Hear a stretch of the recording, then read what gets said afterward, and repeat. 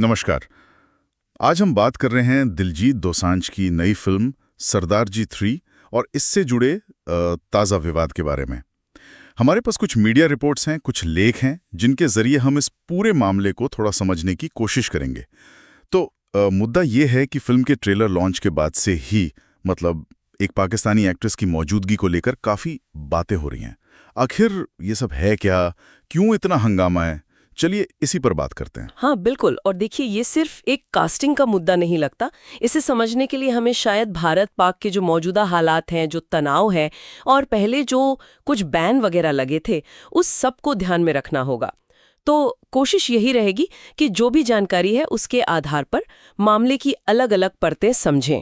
ठीक है, तो शुरुआत हुई 22 जून को जब दिलजीत ने सरदार जी 3 का ट्रेलर रिलीज किया।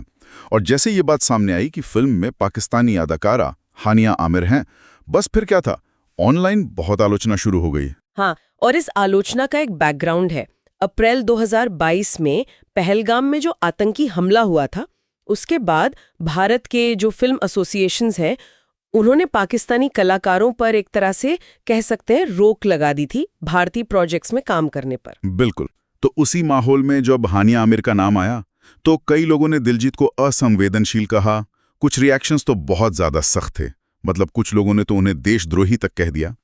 ये दिखाता है कि मामला कितना सेंसिटिव है, मतलब पॉलिटिकली और इमोशनली भी। और इसी दौरान जैसे ये विरोध बढ़ रहा था, सिंगा बी प्राक का भी एक ट्वीट आया।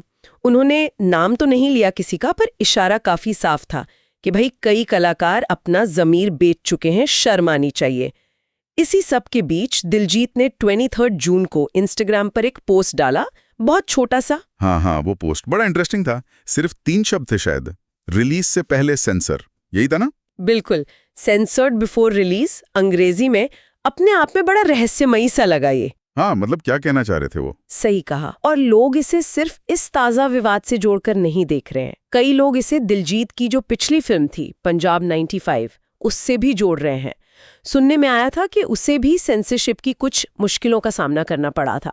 तो ये एक तरह से जैसे एक तीर से 2 निशाने साधने जैसा माना जा रहा है, मौजूदा क्रिटिसिज्म पर भी और शायद पिछले अनुभव पर भी एक कमेंट। अच्छा, ये तो वाकई एक अलग एंगल है। पर इन सब विवादों के बाद भी ऐसा लग रहा है कि दिलजीत फिल्म के साथ खड़े हैं, प्रमोशन वगैरह कर रहे हैं। हाँ, वो फिल्म का प्रमोशन तो कर रहे हैं, खासकर इंटरनेशनल लेवल पर। लेकिन एक बड़ी बात यह भी है कि ये फिल्म रिपोर्ट्स के मुताबिक भारत में थिएटर्स में रिलीज नहीं होगी। अरे, भारत में नहीं? हाँ, कहा जा रहा है कि जो राजनीतिक विवाद है उनकी वजह से ये फैसला लिया गया है।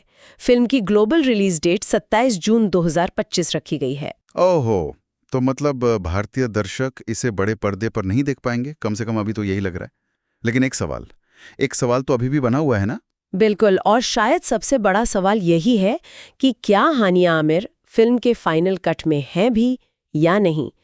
इस पर कोई ऑफिशियल क्लैरिफिकेशन नहीं है कि क्या उन्हें हटा दिया गया या उनके सीन किसी और के साथ रीशूट हुए या वो अभी भी फिल्म में है। कुछ भी साफ नहीं है।